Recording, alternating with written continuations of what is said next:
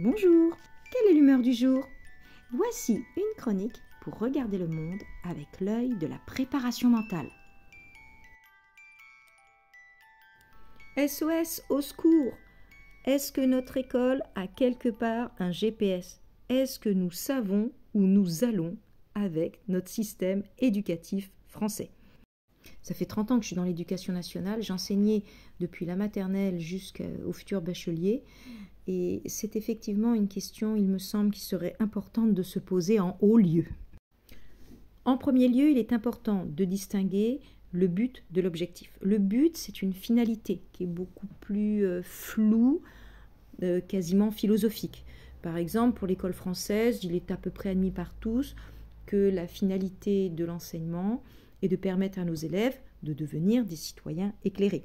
Citoyens, être capable de vivre en groupe, selon un ensemble de règles, de droits, de devoirs, mais également de valeurs. Et éclairer, le fait d'avoir une base de connaissances, à la fois dans les savoir-être, la posture, l'attitude, les savoir-faire, la méthodologie, mais également les savoirs savants, c'est-à-dire les connaissances, afin d'être capable de construire un raisonnement, de faire des choix, d'avoir un métier, etc. L'objectif, quant à lui, est beaucoup plus clair, beaucoup plus précis.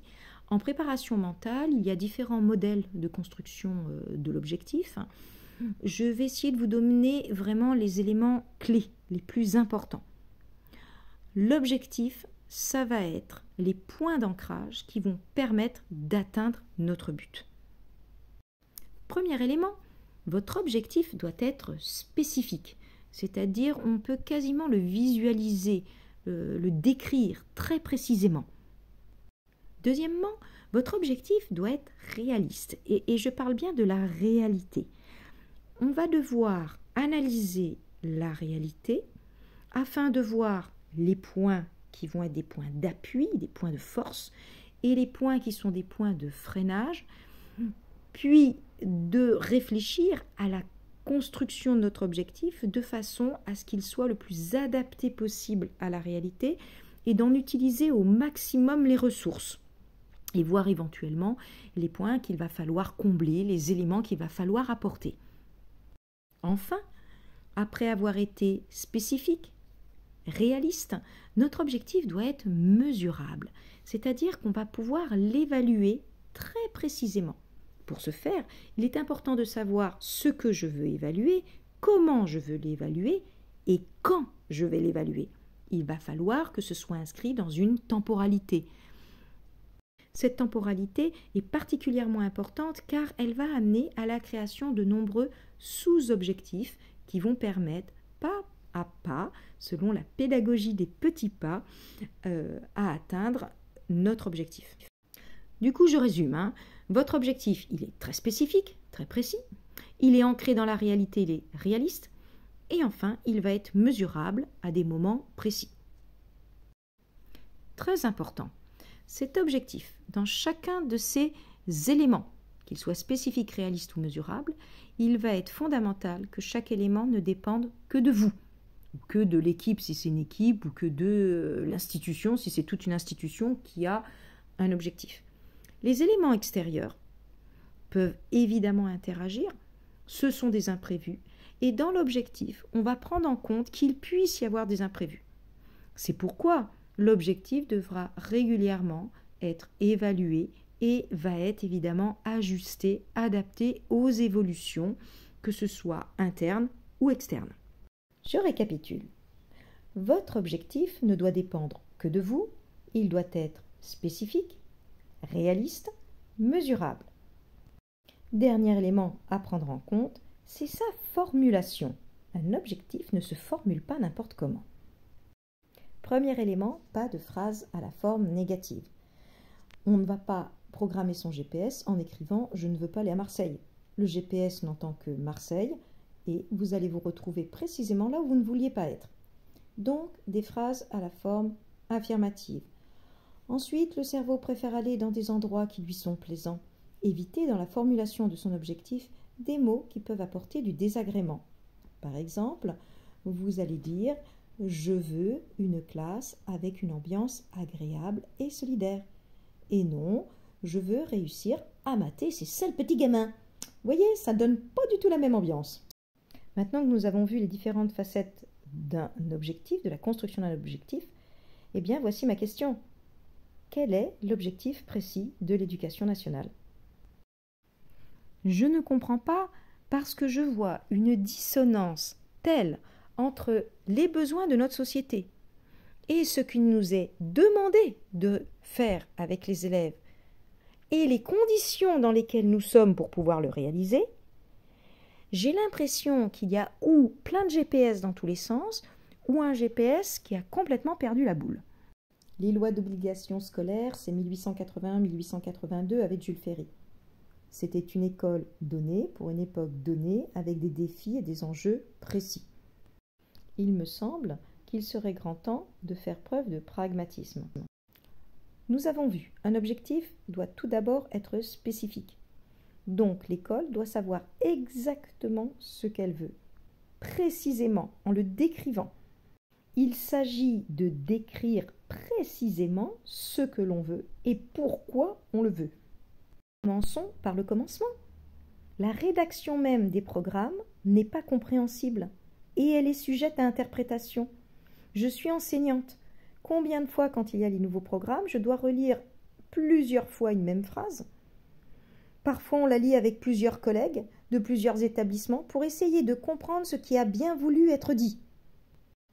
Ne serait-ce que le vocabulaire utilisé, qui d'ailleurs avait fait beaucoup rire par rapport aux professeurs d'éducation physique et sportive, et le ballon qui était décrit comme un objet bondissant. Je ne me souviens plus exactement les termes. Ça avait fait rire tout le monde.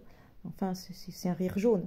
C'est pathétique. Les programmes devraient être parfaitement compréhensibles, non seulement par le corps enseignant, à minima, mais par n'importe qui, aussi bien par les élèves que par les parents. Comment voulez-vous avoir un objectif clair si déjà on n'arrive même pas à comprendre ce qui est écrit? Un objectif doit donc être spécifique et nous avons vu, il doit être réaliste, ancré dans la réalité. C'est-à-dire on va faire une analyse des points de force, des points de faiblesse, des besoins, etc. Un élément très constructif a été par exemple le dédoublement des cours préparatoires dans les zones sensibles. On a pu analyser que le nombre d'élèves par classe était un élément clé de la réussite de la pédagogie. On a dédoublé les classes et ce dispositif se révèle être un succès. Dans le même temps, il nous est imposé, moi je suis en lycée, notamment avec des classes en technologie, des classes technologiques sont toutes bourrées à 35, pour des soucis d'économie, évidemment. J'aime autant vous dire que ces élèves de classe technologique, s'ils adoraient le système scolaire, les fesses assis sur une chaise à écouter des notions abstraites, et qu'ils adorent travailler chez eux pendant des heures pour faire des devoirs, eh bien ils ne seraient pas en série technologique, ils seraient passés en série générale. Donc là, il y a une inadéquation entre des mesures qui sont prises et la réalité de terrain. Cette analyse de terrain est pathétiquement défaillante. Que ce soit au niveau des points de freinage, des points de faiblesse, des manques, mais également des ressources qui sont énormes, aussi bien du côté des élèves que du côté des enseignants. Nos élèves sont bourrés de talent, nos enseignants sont bourrés d'initiatives, et le cadre dans lequel on doit enseigner ne permet d'exploiter ni l'un ni l'autre, ou dans tous les cas de manière tout à fait insuffisante. Spécifique, réaliste, un objectif doit également être mesurable. Il va être mesurable et inscrit dans une temporalité. Comment je l'évalue? Qu'est-ce que j'évalue? Si on est au clair sur ce que l'on doit évaluer, on sera au clair sur ce qu'on veut réaliser et comment on va le réaliser. Prenons par exemple la correction du baccalauréat. Les paquets de copies qui sont réalisés sont censés avoir une certaine moyenne au niveau statistique. Un professeur dont le paquet est trop éloigné de la moyenne attendue, on va demander au professeur de rajouter des points. Et si vraiment le professeur ne trouve pas de points à rajouter, il va pouvoir s'apercevoir que des points vont avoir été rajoutés à son insu. De même que cette année, pour la première fois dans mon académie, il a été demandé d'abaisser la note de certaines copies de façon à ce qu'il n'y ait pas trop d'écart, que ce soit harmonisé au niveau des notes. Éthiquement, le respect à la fois des enseignants et des élèves est à discuter, évidemment. Mais ce qui me surprend terriblement, c'est la démarche. Que les résultats ne soient pas satisfaisants. Très bien, on en prend bonne note. C'est très bien, ça sert à ça de mesurer son objectif. En effet, ce sont les nombreux échecs, les nombreux faux pas qui vont permettre de progresser. Un objectif est évalué car un objectif a pour vocation d'être ajusté en permanence. N'oublions pas que l'idée est de se rapprocher de plus en plus du but final. L'objectif ne doit dépendre que de nous, de nos ressources humaines et matérielles. Et je suis toujours terriblement étonnée que ne soit pas utilisée l'extraordinaire créativité de notre communauté éducative, tous les partenaires éducatifs, de la maternelle au lycée, que ce soit l'AVS, les enseignants, le psychologue scolaire, les chefs d'établissement.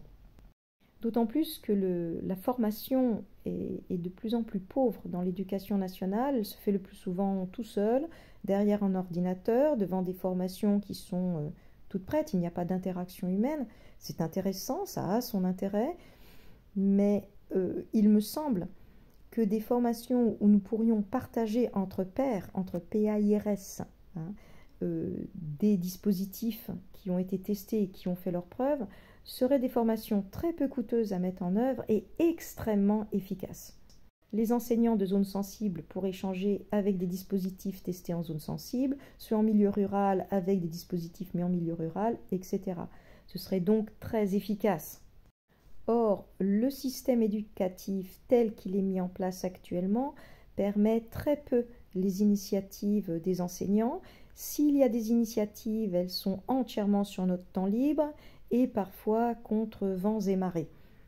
Un objectif qui ne prend pas en compte les ressources qu'il y a dans son environnement, puisque cet objectif ne doit dépendre que de lui, il y a quelque chose qui pour moi est antinomique, ça n'a pas de sens. Cette incohérence de raisonnement, on va la retrouver dans la recherche d'idées à l'étranger. Il est très intéressant d'aller regarder ce qui se fait ailleurs. J'ai des collègues de mon école qui sont d'ailleurs allés en stage en Finlande, qui est connue pour ses bons résultats, et à plusieurs niveaux, aussi bien au niveau des connaissances, de la méthode et du bien-être des élèves. Mais vous ne pouvez pas déconstruire une maison et essayer d'obtenir la même maison en ne mettant juste quelques poutres et de tuiles. Je m'explique. Comment voulez-vous faire une pédagogie différenciée efficace dans des classes de 35 élèves quand en Finlande ils sont 17? Comment voulez-vous avoir des cerveaux qui soient optimum au niveau de leur capacité d'abstraction quand on va obliger à de la scolarisation à 3 ans, alors même que ces mêmes petits Finlandais sont en jardin d'enfants jusqu'à l'âge de 7 ans, où ils vont évidemment de façon construite et encadrée, mais passer leur temps à jouer, à courir, à construire, à expérimenter. Tout n'est pas à jeter dans notre école, loin s'en faut. J'aime et je suis très attachée à notre école républicaine laïque gratuite. Et je suis extrêmement inquiète quand je vois la prolifération des écoles privées hors contrat, c'est-à-dire qui s'éloignent des programmes officiels de notre pays. Car je pense que l'école est un outil extraordinaire d'unification d'un pays et je suis très attachée à nos valeurs républicaines. Avec une analyse pragmatique du terrain, une analyse des ressources, une analyse des besoins et la hiérarchie des besoins de notre société, il me semble qu'on peut faire évoluer notre école vers un système éducatif efficace. Les grandes idées, la recherche, les commissions, c'est intéressant, mais adressez-vous à ceux qui connaissent le métier, ceux qui sont sur le terrain, et construisez une école adaptée aux besoins listés et hiérarchisés de notre société. Et des vocations? Mais vous en aurez plein des vocations. Et l'argent? Mais commençons par utiliser intelligemment et de façon efficace et ciblée l'argent qu'on a déjà actuellement. Il s'agit donc de construire des objectifs qui vont donner du sens. Le sens crée de l'énergie, crée de la motivation, crée de la réussite.